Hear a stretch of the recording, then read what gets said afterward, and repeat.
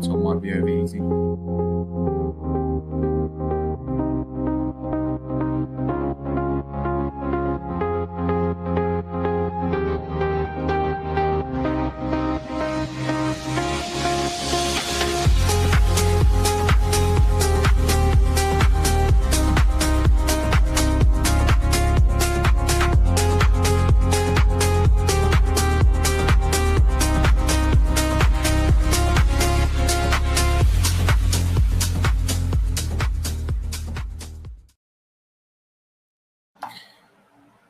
Simon, are you there? Hello. I can I see am. your shiny Jeez. I can see your shiny forehead, my friend. Um, I can't hottest bear it. It's too hottest hot. tune, yeah, hottest tune on record in the UK. Um, I I've obviously grown up on an ostrich farm in South Africa, and I can legitimately tell you that 36 degrees or 37 degrees in the UK is literally hotter than anywhere else. I've got two fans, which is probably going to go to the microphone, but I don't care because I'm going to melt. Yes. Your laptop has overheated, and now you're going from a mobile phone, which is cool. Yeah, and a horrible feeling it might be overheating, but we'll see. I'm sure it's absolutely fine. I'm overheating. My laptop's overheating, so the camera doesn't work.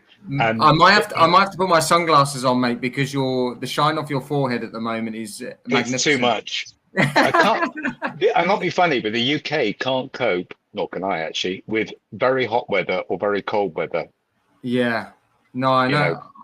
I know exactly what you mean. It's weird. Like they actually have a similar sort of thing abroad, like in some of the Antipodean countries that get really cold, but only for a short period of time. But they've got like tiled flooring, thin window panes, no central heating, so they're not really made up for it. In the same way, I guess, like the UK homes are very well insulated during summer, and they've got no AC. There's no such thing as aircon here.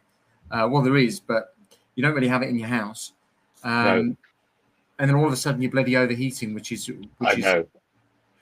just for the four people that have dived in, just to say, if you could just share the live stream from wherever you're listening. Obviously, if you're on Substack, if you want to comment, if you could come on over to X and leave a comment on X, then obviously we can reply to it. And obviously, if you're on the other platforms, please just give it a share. It is how the live streams grow. We're usually scheduled every Wednesday at 8:30 Eastern time, but we thought we'd change things up. Just do it on a Friday. Obviously, I think Wednesday was my birthday, actually, Simon. I know. I want to find out more about. You did post something in the personal group about after. You had quite a nice night out, did you? Yeah. um, One of the things that happens, certainly when you play sport, is you have to succumb to the peer pressure of when a shot gets put in front of you, you just have to do it. It's like the manly thing to do. Yes. But how did you feel when you turned 40, bud? Oh, that was only last year. And I'll settle down now. I've now shared. So, do you know what? I don't know about anyone else, but I think whenever you hit a milestone, you always think, oh my God, or you have mixed feelings. All I ever do is project 10 years ahead and say, when I look back in 10 years' time, I'm going to be thinking, what a baby. What was I, Yeah. what was I even worried about? And when I hit 40, it must say it did feel like a real change. I don't know whether it's just indoctrinated into us, these big milestones, and 40 is a big one. Yeah, I you like actually think, it's almost the same way we kind of price anchor to crypto. We're like, oh well, I'll sell it when it gets to a yes, grand, or I'll sell it when it gets to this. And it's like it means nothing. It's just a number. it means nothing. And also, I think we're so outdated in how we think about age because life is different to how it used to be. A, we live longer, but B, I think work means we shift and change work at different times. I mean, when I hit 40, I remember thinking, oh God. And then actually I felt a lease of life. When I hit 50, I thought, oh no. But then I felt all grown up. Yeah. Um, and then when I hit 60, I went, oh fuck. the No, I didn't. No, I know. To be honest with you, I'll tell you one thing about hitting 60 Yeah. for me was really, really feeling quite liberated about life. There's lots that's gone before, but I actually feel as energetic, as invigorated, as interested in the world. It Yeah, doesn't change. It it really doesn't doesn't change. Yeah, change. No, no, nothing yeah. does really. I mean, you I mean, feel it a bit, but I start doing the thing in the gym where if I see someone a little bit older and he's in good shape, I always ask, "Oh, how old are you?" And like, because I'm kind of doing that kind of measuring thing. But I think the thing that I've measured the most, and I don't know if you can relate to this, is my mum died at 57, and I always used to hear people who'd lost a parent relatively young. I mean, 57 is young, mate. Like, I think very, it's yeah. certainly to die. Um, and I always used to hear people say, yeah, when you get to the age of a parent, if you've lost a parent, you start then questioning your own mortality. Mm, You start then going, like, you start basically you start evaluating your life and you start appreciating it a little bit more because you realize actually the clock is might not be set the way you think it is. You might not go the distance. And yeah, I agree. it's funny, like I've gone from wanting to recapture my youth in my 30s, going, oh, I miss my 20s and blah, blah, blah. Now, having got to 40, gone, I'm just so lucky that I've had 40 years. Like, I'm really lucky that I've had 40 years. And there's a whole bunch of people that haven't had that. In fact, I Googled Yeah. this, and there's like 26% of the world's population don't make it to 40 because obviously they just die in various parts of the world. And Crikey. Yeah, that was really on your mind, wasn't it? yeah, no, they're like, You, I wanted I to. know what you mean. I know what you mean. I just to say as well, Jaden, is that I know everyone says this, but I honestly think it is your approach to life. Because I have seen so many people my age who just seem to have retired in inverted commas, and they go into a Yeah, retired mindset, and yeah. it's really quite I depressing. mean, Or you can be it's deeply immature, like I am, no, but and but be creative and interested in things and find the world amazing. I think it's your mindset. it's funny you say that. It is funny you say that because my granddad, who retired at like late 50s, paid his house off by like 58, retired at 60. He'd been in that rocking chair for the last 20 years. He's dialed it down for the last 20 years, and obviously now he's in the home. He's about to turn 90 this year. But you're right. It's like I think it was maybe it's just indicative of like maybe the previous generation of just like okay, you got to dial it down now. You got to calm down. Yes, You can't be yes. interesting anymore. You can't be you can't take up new hobbies and blah blah blah. But there's Yeah, no stopping you, exactly. Simon. No, and actually, I think partly without rabbiting on about this subject, it's about my father who died. Looks like we've lost Simon's connection there. Guys, just to the 15 of you that are in here at the moment, just do me a massive favor. Please just share out the stream. Obviously, if we can't get Simon back, we might have to end the stream there, to be honest.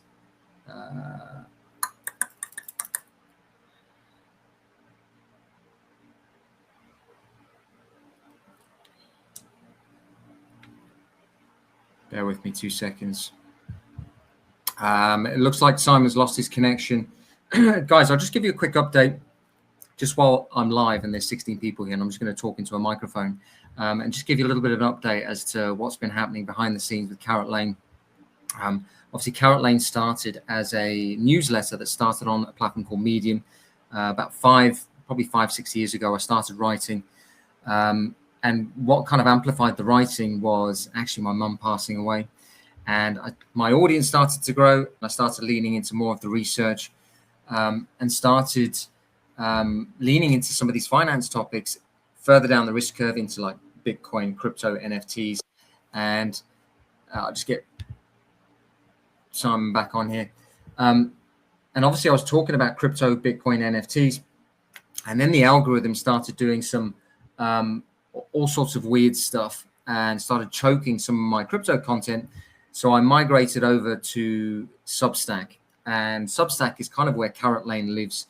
And I've built it into a membership or a subscription membership of basically people who are enthusiasts in the space. Obviously, each person that gets into what we call the founders group are vetted. So each one of them is vetted to obviously make sure they're of good character. And I've built up this membership. But now what I've done is we've obviously leaned into the social trend of the live stream. Obviously, we're having some technical issues, which is fine.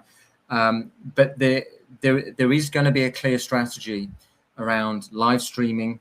I'm live streaming on TikTok at the moment. I think I've got 7,000 people who follow me on TikTok.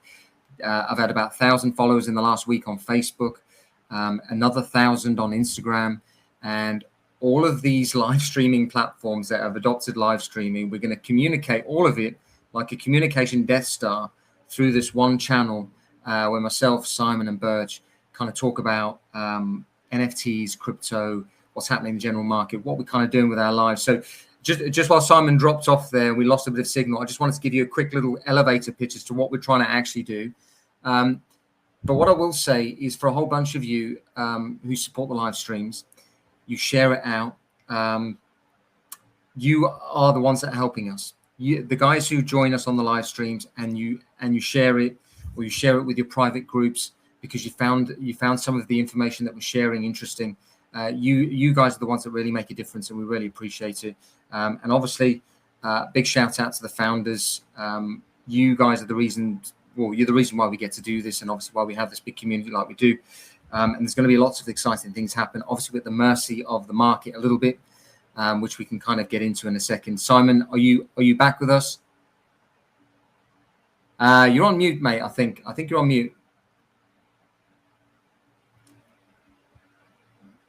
No, I can't hear you.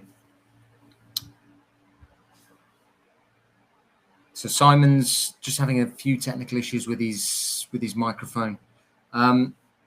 So the plan is obviously to grow the live streams, either get some partnerships with NFT projects, or whether it's companies that want to sponsor us, and obviously that's going to be reinvested back into Carrot Lane. And I really want to make it one of the best spots for certainly community. Simon, you back with us? Can you hear me? Oh, lovely, mate. Can I just say one thing? Do you know why it cut off? Go on. This is hilarious. It was my ex-wife calling. Oh, fucking hell. I was trying to reject the call, and I think I rejected the stream instead. Oh God. Okay. Oh well, next time she calls, Classic. we'll just don't do anything. Should I invite her on? No. I think, yeah, you could do, mate. It might make it a bit more interesting. On that note, how is it all going? Just very briefly before we jump into anything, how's life? How's the love and everything for you? All good? Yeah. Everything's very quiet on that front, my friend. Obviously, Same with me. It actually mirrors the crypto markets at the moment. So if you look at a Bitcoin, chart, it's actually a beautiful insight as to how my dating life is going. I love that. You're so into crypto and NFTs, it follows the same chart. I'm like, it was funny. I was having a conversation with a marketing expert at the gym, because one of the gyms I go to is like it's like a higher tier gym, and I did it because, you know what, it's the one thing, it's my one expense, and or the one thing I want to splash out on, and the networking is brilliant. And there's a guy I bumped into there. He's a marketing expert, and he used to be like one of the top guys for Microsoft, or used to be in digital marketing for one of these big tech firms. And he says you can find correlation in anything. He said you can literally take a thunderstorm that happens in Thailand and the amount of chickens that hatch eggs or something like that. And the way he said it was brilliant, and it was like in a different part of the world. And that just reminded me of that. It's like the way that some of these crypto bros find correlation in some of these random things is fucking strange. I know, absolutely. Anyway, to the 19 of you who've stuck around while Simon is upside down, losing signal, ex-wife's calling him, I really appreciate you guys. I really appreciate you guys sticking around, and also for the listeners at home who are listening to this in podcast form, I really appreciate you hanging on. This is going to be a good one. The thing I want to move on to, Simon, is I got a lot of messages on the timeline around strategy or MicroStrategy stock. Obviously, Bitcoin's price has dropped below 60K. Obviously, people believe it's like some sort of psychological support level. There's a lot of people that believe that Bitcoin's going to drop down all the way up until October. Have you got any personal thoughts on that? Do you think we get more pain ahead or do you think we see a bit of a reversal soon? Are we somewhere near the bottom? It's a good question. It's so difficult to know. It's funny when you've been in this space a long time and you still, well, I do find it really difficult to call.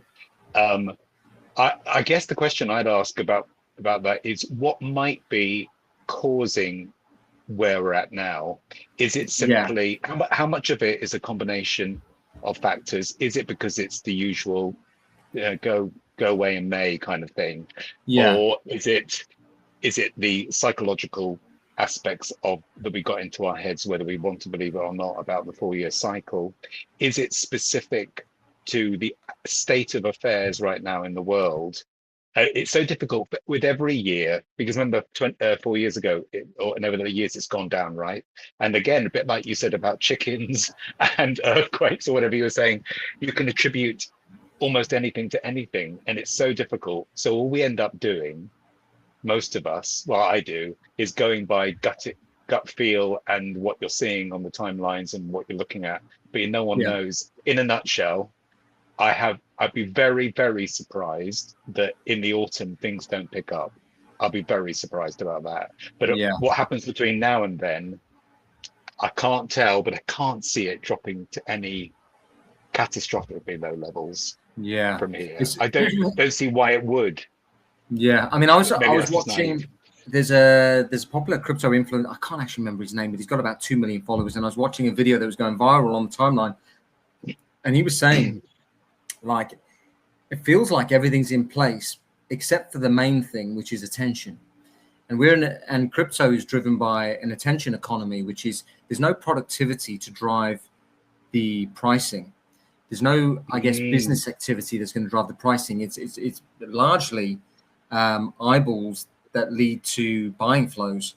And then you think, well, okay, the eyeballs, do they have any money? I think most people don't actually have any money. It's like, we've gone through this really prolonged phase of inflation high, interest rates high, oil prices. Obviously, oil prices have been fine, barring this Iran situation.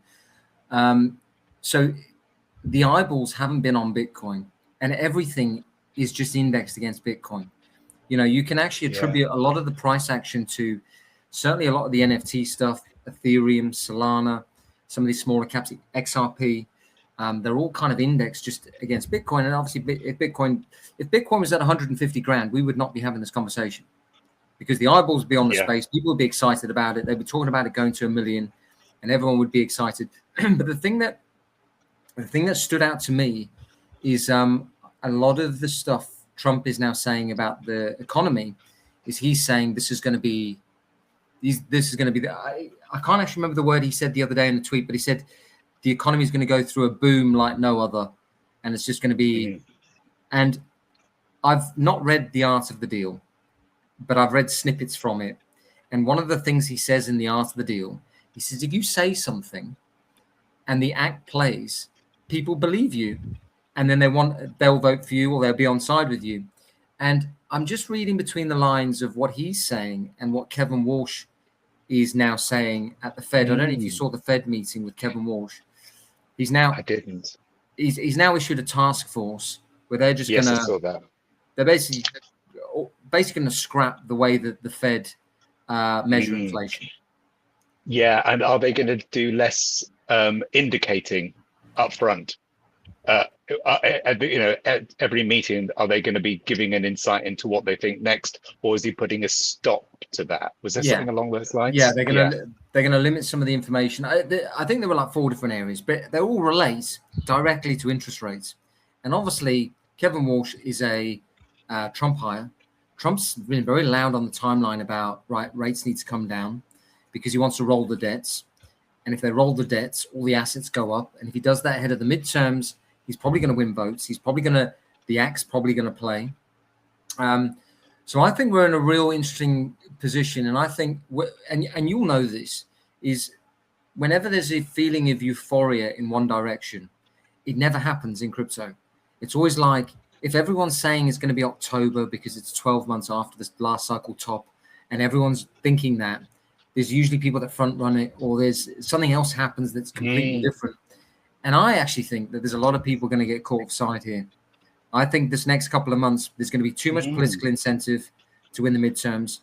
The Fed chair, even though there might be some insider baseball going on, he's supposed to be impartial, but it looks like he's gone from an inflation hawk to being dovish on business conditions based on who's in power, which is fine because it's going to make our fucking crypto go up. So who cares?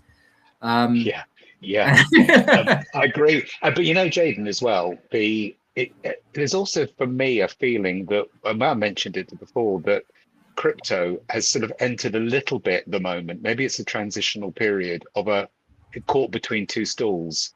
It's no longer the rebellious anti-establishment entirely anymore, the flight to safety from a debasing dollar and general currency.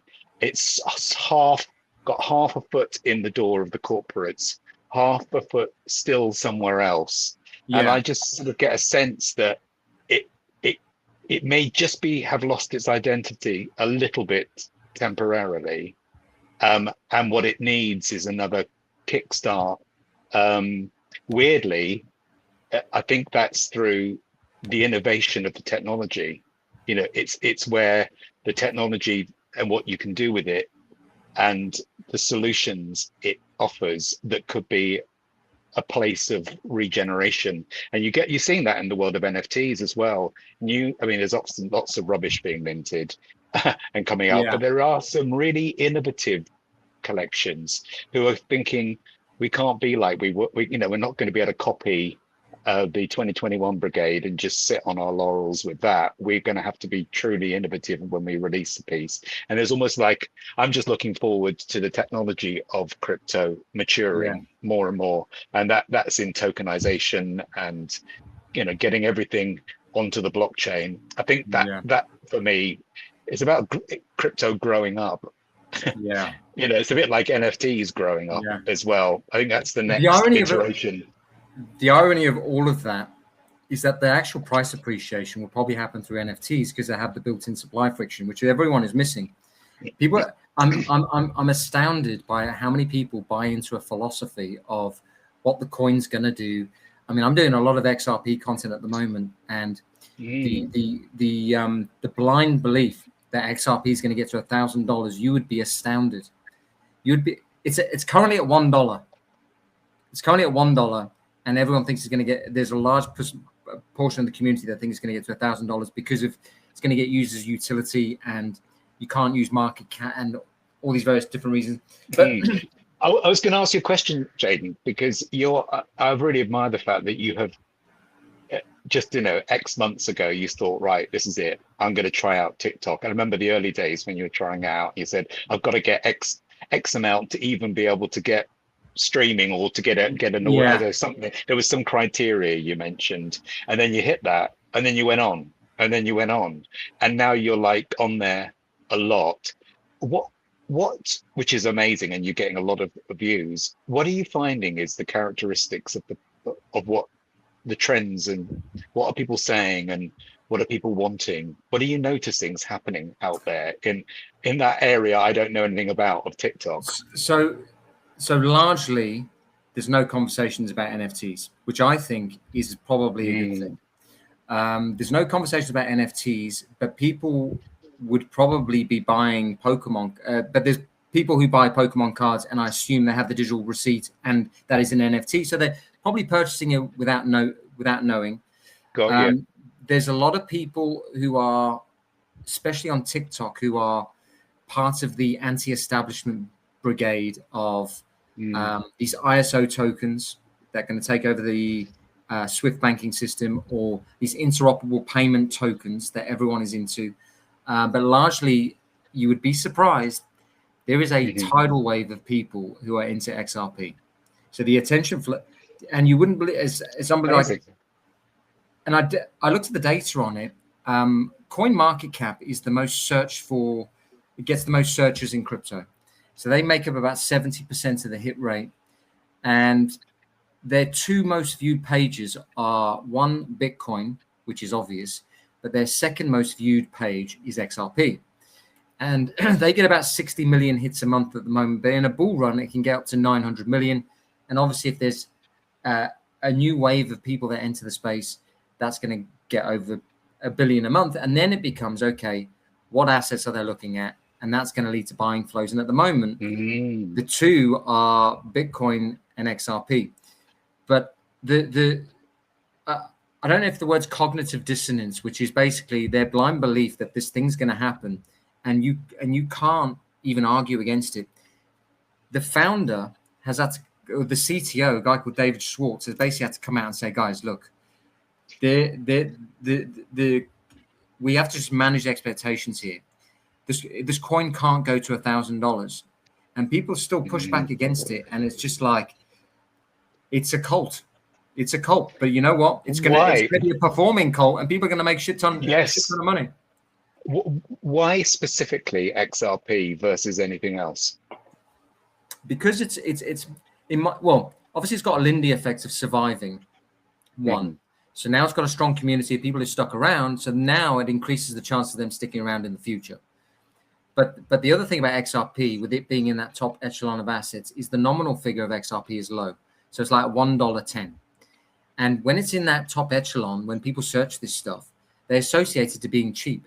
So they go, oh, Bitcoin's at 60,000 or 59,000, but XRP's at $1, so that's cheap, and I'll buy more of it. And that's what. And if you look at the data, 93% of the holders are retail, and all of the holders are like, no, the institutions are going to drive up the price. I'm like, guys, it's literally the most owned retail chain out of any of the top fucking 20. It's literally got the least amount of institutional capital in it, but you got to let people believe what they got to believe. I love the fact that you are, because you don't own any, do you? I mean, I don't know if you do or not. No. But I love the fact that you're almost like getting followers who are talking about the whole time, and you are pushing back on it, and that must be quite an interesting interaction. Yeah. The abuse I get, bud. The abuse because people have held on to this belief that this is, and for a lot of people, it's hope. And if you say to someone, this is not getting to $1,000, what you're actually saying is you are basically kicking my hopes and dreams in the dirt. And it's just like, and I know you want to believe that it's going to get there. And then you use market cap, and they go, oh, he's just a market cap bro. Like, okay, hold on a second. If the market cap of XRP doubles, do you double your money, yes or no? If the supply stays the same and the market cap doubles, do you double your money, yes or no?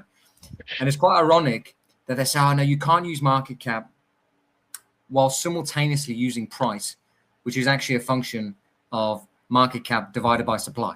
So I'm like, it's the same fucking thing, but you're using price. So make it make sense to me. Anyway, I could go on a tangent with all this sort of stuff. You're market cap bro. That's who I'm going to call you from now. Jaden, market cap bro. But I love that. I've always said with the content that I'm going to do is I'll always speak what I think is my view. And it's interesting, you know when you haven't been really involved in something, but you just see it for face value and you just give your opinion.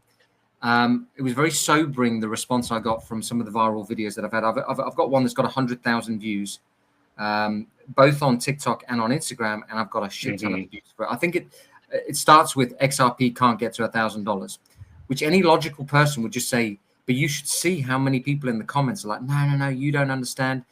The ETFs, retail don't sell. I'm like, trust me, they sell. The reason why it's fucking at $1 and not at $20 is because they fucking sold. Like, what are you talking about? Yes, exactly. And when you bring up, as a final thing on that TikTok experience, do you even bother to talk about NFTs to them? Do you ever say, look, I know you're into your XRP and all that kind of stuff, but here's something else you should be looking at? I mention it, and it gets a big amount of pushback. So why? What's their reasoning, do you think? Some of the comments are like, oh, you've lost all credibility. The usual comment I get is this guy, and also they comment on my post like I'm not going to read it. They're like, look at this guy. They're talking between each other in the comment section like I'm not going to read the comments. Look at this guy's complete moron.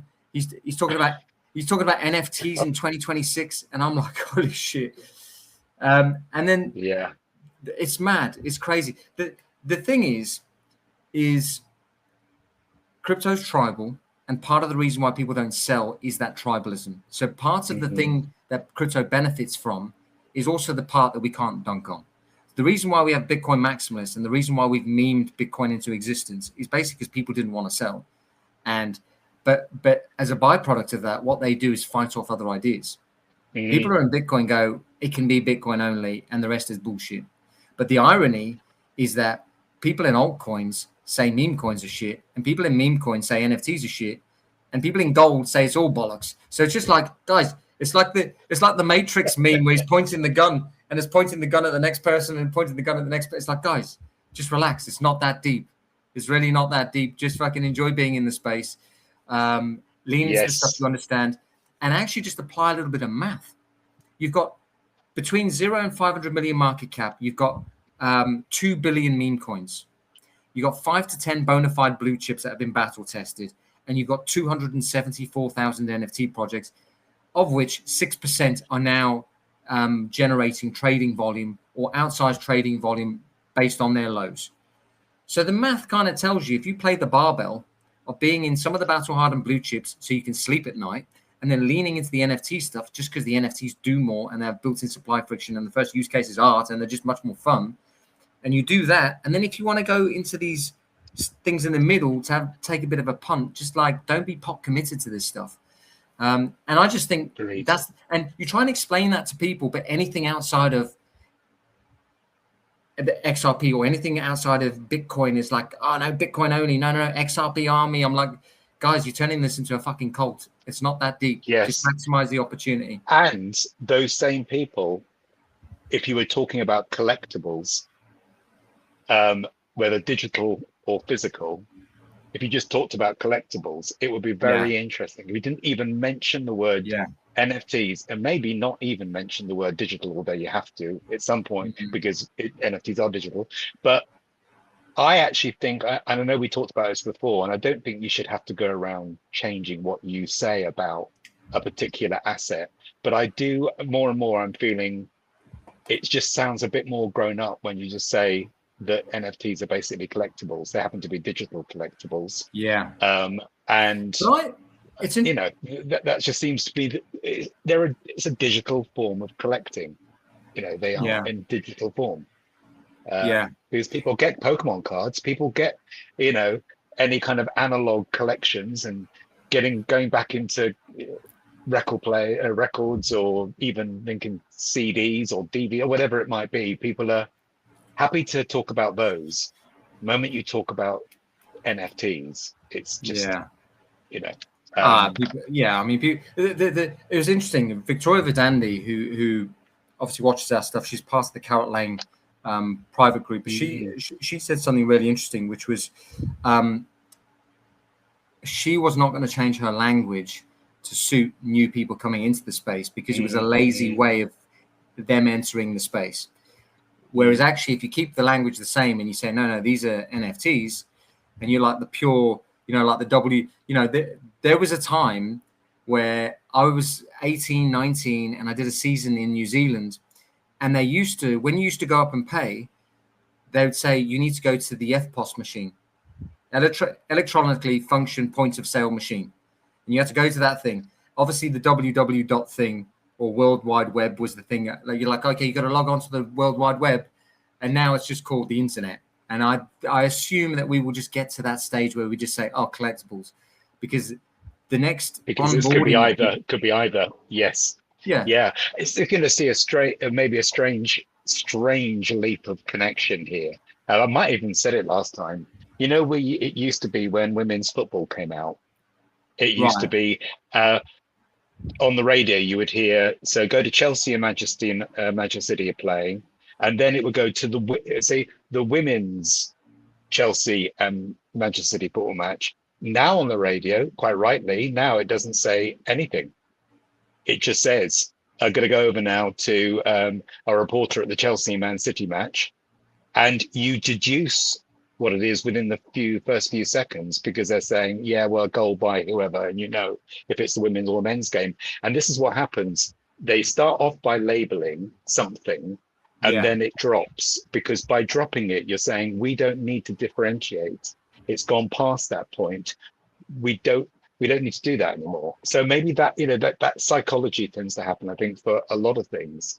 And thank I God like that. it says that. I It like doesn't the way say you frame that. women's Yeah. football team, it just says the football team.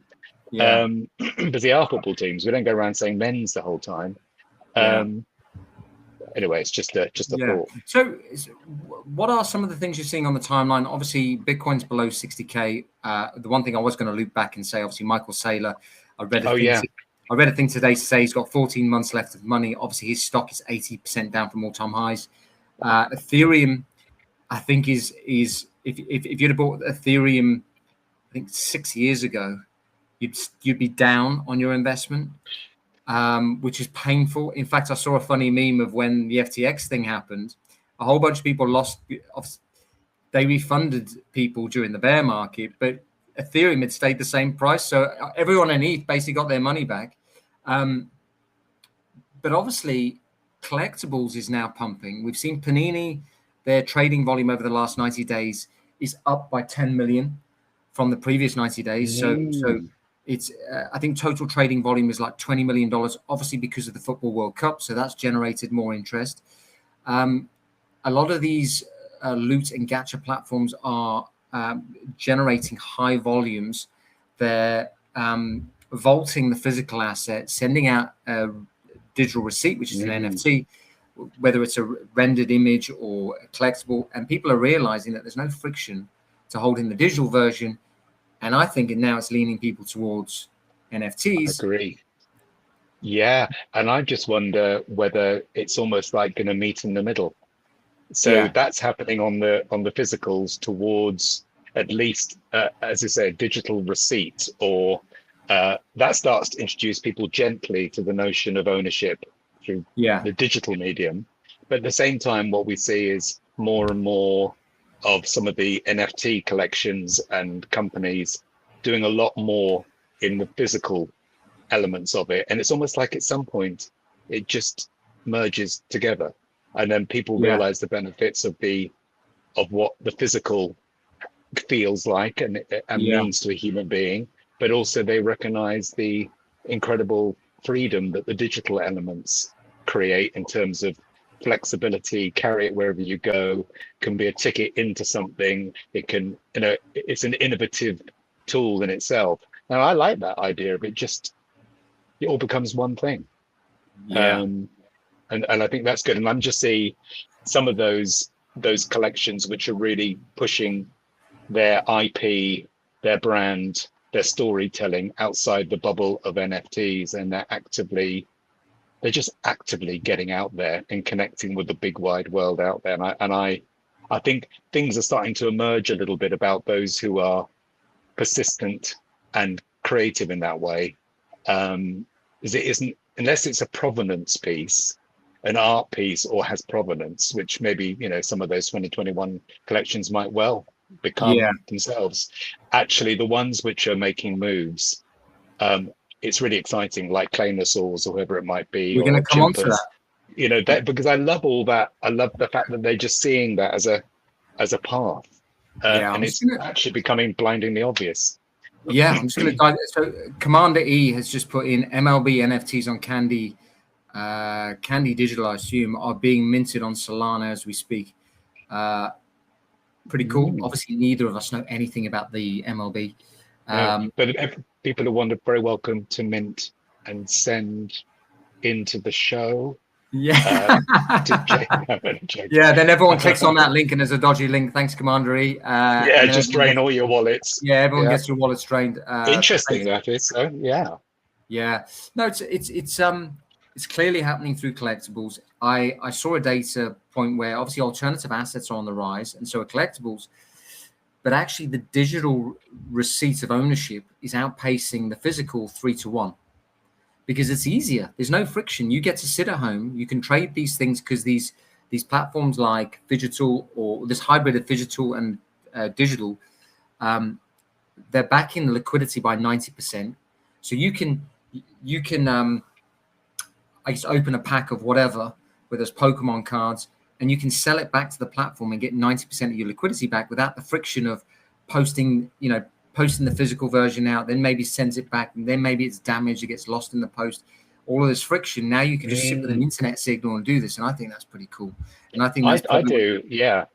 I agree, and it feels like it's like the NFT itself, which is Yeah, connected to the physical and connected to a whole raft of other things within the digital sphere, becomes a gateway, a doorway. It's almost like I've got a visual of you. You walk out of the digital world and you're with your NFT, and you step into the real world, and it still holds value and gets you into places, the physical yeah, places. It's whatever it might mean in the physical space, and then you go back through the door into the digital, and hey yeah. presto, it has a use case there as well. And I love that blend.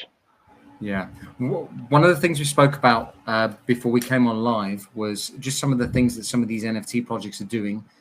Obviously, the failure rate of some of these IP wannabe NFT projects was really high, especially from 2021. I think out of the between 2021 and 2023, there were 73,500 projects, 69,500 went to zero, largely because the people behind them were just launching these projects, promising these roadmaps. We had the roadmap meta of, right, we're going to do this and this is going to be a great thing and blah, blah, blah. And they're not doing anything, minting out for a few Yeah. million, and they're taking the money. And then obviously all of these assets going to zero. But I think what people are realizing is it's largely down to the founder's ability to be able to create something. Now, obviously, you're very tied into chimpers. We've had an interview with Jacob a couple of times. We Mm. actually had him on a private group call the other night, which was pretty cool. But Claynosaurs is another one that you're looking at. What is it they're doing in their ecosystem, Bud? Yeah. So I think first up, like a few collections, they are first and foremost a transition to becoming a studio. Because of course the people behind Dinosaurs were working, I believe, in Disney and all sorts before, very experienced people in illustration and so forth, and the world of animation. And that's just starting to come through. So, for example, they're having a series of small, short episodes of characters. You know, we always talk about the characters, don't we? And you've got to bring the characters to life. Yeah. And they've got one here. It's a micro episode, I think it is. It's called Wing It. It's a 90-second teaser. Should have actually found a link for it because it's bloody brilliant. I mean, the artwork and the humor and the characterizations, but they've also got a really strong, I mean, I'll be honest with you, I'm not hot on the top voice artists in the world, but I did write down that they got the first spoken dialogue with a pro voice cast. I mean, we're talking about big players. Apparently, people like Griffin Burns and Jeannie Torrado and all the Wow. characters in the Claynosaurs ecosystem are played out in this ongoing episode. Very funny, very clever. I've always loved the artwork. I've always thought the branding of it is stunning, and rather like Chimpers, it's got a wide audience. It's very family orientated. It's not just for a particular sector of society, and I love that. And that's big. You know, and I talked about this, didn't I? That I feel, and lots of people will say the same thing. It's the collections that transcend our bubble, and their brand, their IP, their characterization, their storytelling, the ones that become like studios and are out there actually delivering. You don't have to always be constantly thinking, what value can I give to the NFTs? Personally, as a holder of Planosaurs, Chimbers, etc., I get my value from holding it and seeing what the team is doing and how Yeah. the community is responding to what the team is doing. I don't care about the floor price at Yeah. this stage. I really don't. What I care about is what I'm seeing happening and seeing really credible leaders and businesses. But you always said, you know, it's a business. It's not about being a collection. It's a business. It's a tough world out there. Yeah. And when you see people, teams succeeding, I think it's fantastic. So I'm a big, actually, had a gut reaction or gut feeling about Claynosaurs originally, and now I'm seeing them, I think, really starting to move. I And think yeah, your spidey senses with things is really good, because the other one you got hold of was Del Mondo's quite early. yes, So very interesting with Del Mondo's as well. yeah, Um, uh, without rabbiting on wholly about all this, I think with Del Mondo's, it's a very much a long-term play. yeah, What I love is just the innovation about, you know, the the preservation of this world and how the innovation around the technology, as well as just these amazing 4 years of building these physical NFTs, which are now digital. I think that that stands for something. It's when there's real purpose and something that stands out and makes you different. That's what I get really drawn to. It's Yeah, the innovation and the business yeah, savvy approach. yeah. That's what I love. I think there's going to be more. It's interesting. Like obviously, in relative terms, there aren't that many people in NFTs. I think the first cycle we had 23 million. I think this next cycle that's probably going to 10x. So maybe that's like maybe between 200 and 250 million people potentially. Because if you just measure it against, say, the market cap of crypto at the beginning of the cycle, if you'd have said it's going to go from 1 trillion to 10 trillion, you'd kind of be happy with that. But I think because of the fact that you've got a whole bunch of people who've been in NFTs from 2021 and largely didn't sell, you're going to have a lot of supply friction. And I think there's a lot of these projects, the long tail of a lot of these projects will go up to astronomical prices. I think, the ones that have survived the last cycle and have a Lindy effect of having community members in the token, in the community, and all you had to do was keep the community together. Because they're community tokens, people organize around the asset. All you have to do was keep them together. I mean, we saw with Invisible Friends, they hadn't posted for 2 years. Invisible Friends hadn't posted for 2 years, and then the price goes up because a whole bunch of people were like, I wanted that back then because I liked the art, but it was too high in price. So there's still that kind of like, it's still largely seen as a trophy asset. And do you know what? Interestingly, on Invisible Friends, I put a little search in. I was getting sort of like any big news from the week kind of thing in the world of NFTs. I did a little search about it, and it's not necessarily big news, but I was talking about IP and which ones are really demonstrating a real kind of understanding of how to promote their IP and the branding. And weirdly, Invisible Friends popped up, and I said, "Why?" So why did it pop up? And they said, well, because yes, there was a break of 2 or 3 years or whatever it was, where the founder I don't know what his name is, but things are starting to be done in the background, or there is another iteration coming along. Wow. And so I didn't even know that. I thought, it's a shame you weren't around for a couple of years, because you looked at all the other ones who have stuck around. They made a lot of money. Interesting. I love the anime. I love the digital, the look and feel of it. Beautiful, stunning. People, it's weird. Like, people want to support the underdog, and largely, a lot of these artists can be seen as underdogs. Really, I mean, one that I really got behind for a period of time was Women and Weapons, because because I don't know if you saw the viral video of when they minted out. They were both crying, and you really kind of bought into the story, and you're like, this is amazing. They've basically become millionaires. Like, I think there must have been like 1.5 million mint, and then on secondary sales or whatever that went to, because obviously still have the still enforced royalties, and then it gets to like 0.7 Ethereum. You want to support them because she's a lone female in the space with her partner. They haven't posted.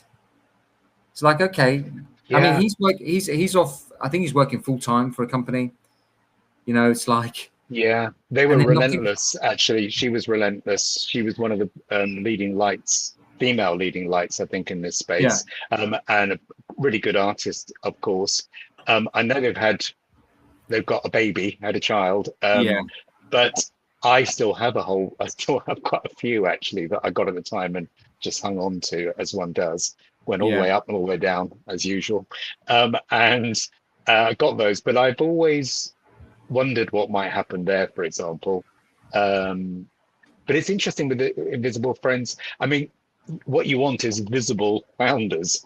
And for me, one thing is quite interesting, actually. I've just started building this agent, and believe it or not, it's called My Cellmate. I've always gone about, you've got to have someone who can be your voice of reason. I've been almost finished it, but I was looking at some of the stats, because it helps you to go and reason before you buy. And I put in Chimpers, for example, and lots of others. Now, here's the interesting thing. It said things like, Price hasn't moved much, hasn't been many sales, but when it looked at the social angle, it said relentless founder voices, regardless of what's happening on price, the volume Yeah. of sales. It was intimating, as we know anyway, they show up every day with the same energy they did 6 months Yeah. ago, a year ago. I've noticed that with Chimpers and with the team, their dad and the two, Jacob. They're just always on it, and you've got to admire it. And I just believe it's in these tough times, the bear markets, Well, I mean, when people like that show up, it's like, got to believe in those people.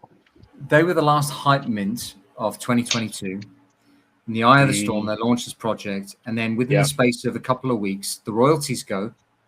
They do the mint, they do very well at the mint, but then the royalties go, and then everything crashes, and then you get the whole community who bought relatively high, basically abuse you because it's your fault.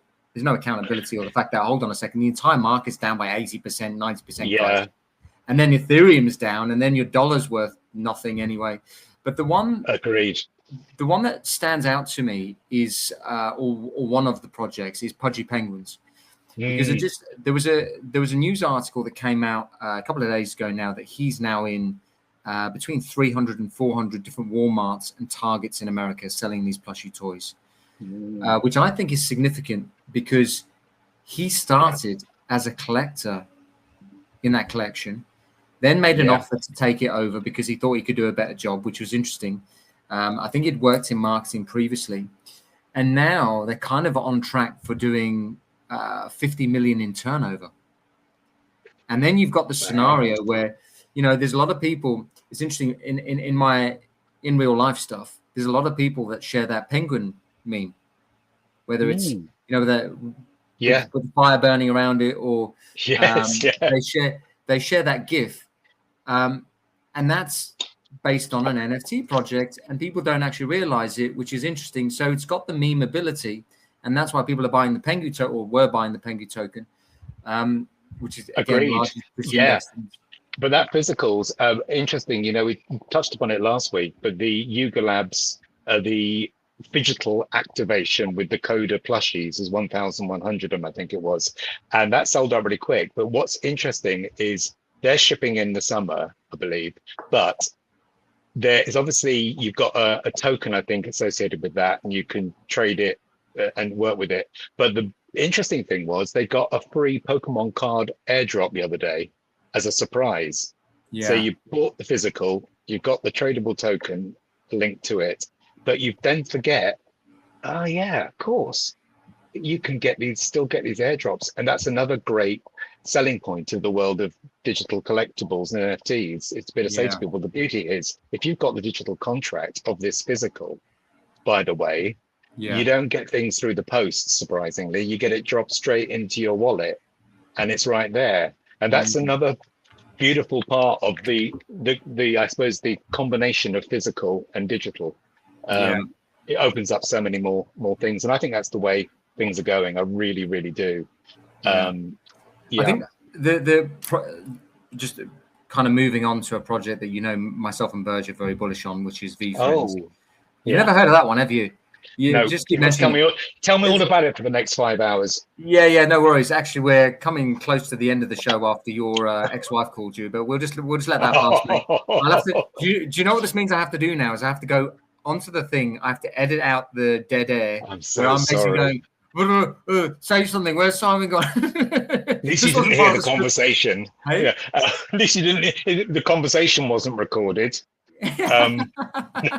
What with you? You and your ex? No, I'm not getting back with you. Sorry, love. No, how dare you? I know you can't have half my NFT portfolio, even though it's down by 90%. She'll go. Actually, I'm quite happy with that. I don't want it. She asks for maintenance payments, mate. Just say, can I send you a Del Mondo NFT? She'll be happy. Yeah, I've got about 1 million of them. Why not?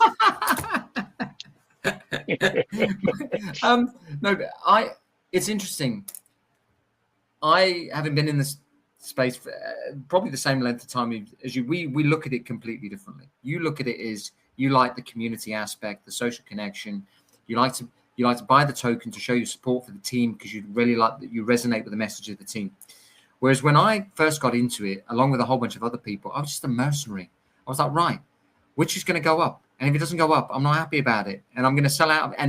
But now when the dust has settled, I'm like, okay, actually, it's an important part of the ecosystem to support the builders because they're the ones who are actually providing value.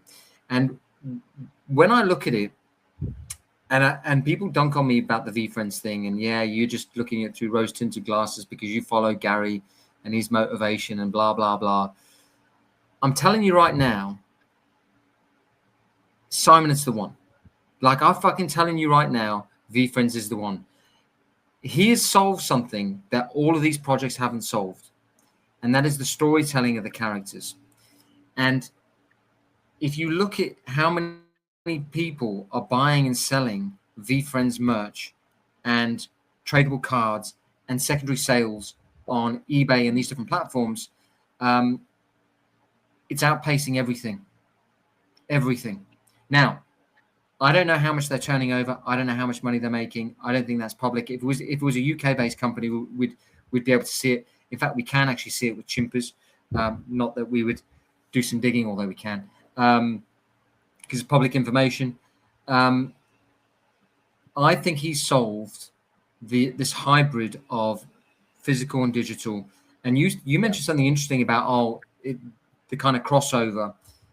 A whole bunch of people forget that VFriends Series 2, they dunk on the supply of them, but actually part of the utility of owning a VFriends Series 2 is you got a box of Compete and Collect cards, which was like the first edition cards, which are now worth a shit ton of money. I remember getting those things. I just sold them straight away, and now they're worth a shit ton of money. Those boxes are selling for like $600-700. Yeah. I mean, that's amazing. And also, I think he's a good bet, isn't he? Just in of itself, even if you don't say anything, he is a pretty good bet as the kind of representative and voice of an NFT collection.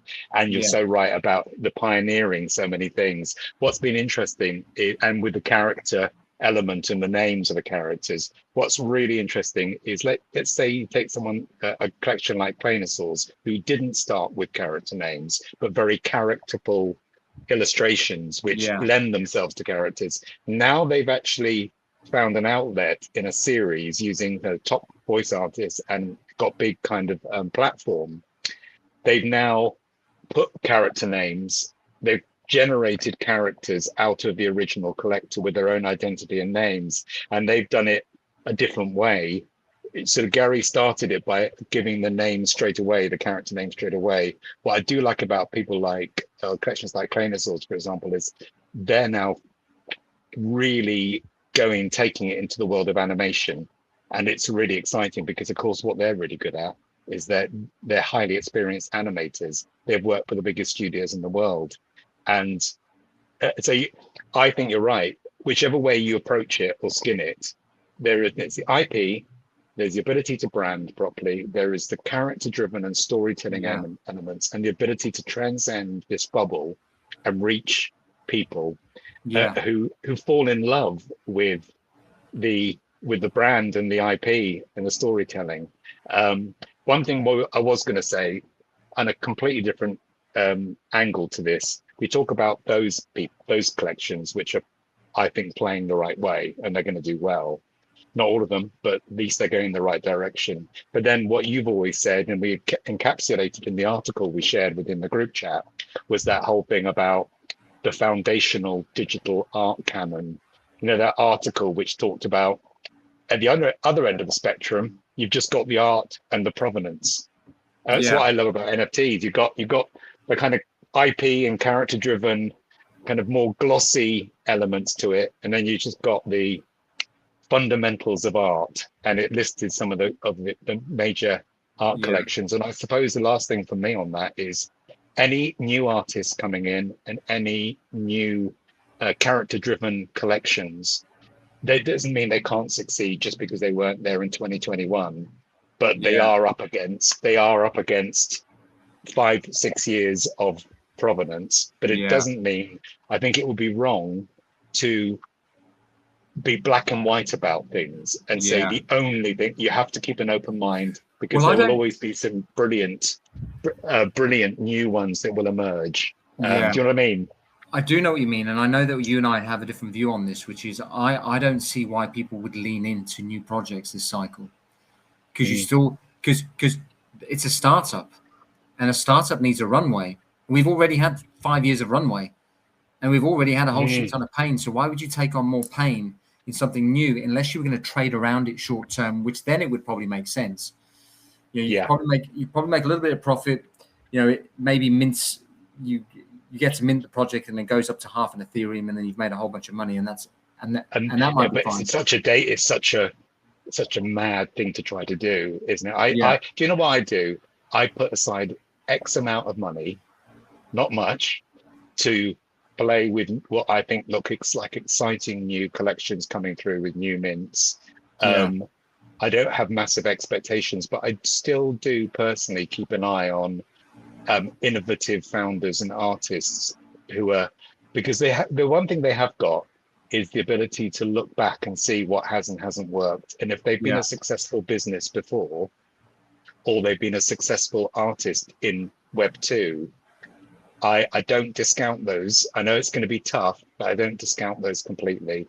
But I definitely agree with you. I'm much more the established blue chips, whether it's yeah. art or IP. Yeah, guys, just to the 57 of you who have dived in here, really appreciate it. Obviously, you can grab the recording of this chat that we're having on carrotlane.com, or you just hit the link in my bio. I will make sure it's edited. Obviously, we had a few technical issues during the beginning, which I'll try and make it smoother for the listeners at home. Obviously, really appreciate you guys diving in. Simon, just before we go, are there anything we just spoke about? Obviously, the existing project, but anything interesting that's hit your timeline? Anything that you are looking at the moment, or The only thing is fun, and the two meme driven fun collections, which are NPC and OK Guy, because okay, they've got a ready made kind of character driven meme based approach, but also the art's very good. But it's fun, it's speculative. love it, all good, guys. We're going to leave it there for today. Obviously, really appreciate you joining. We're back next Wednesday at 8:30 Eastern Standard Time. Hopefully, Virgil will be back with us. Really appreciate you joining. Until next time, catch you then. Cheers. See you.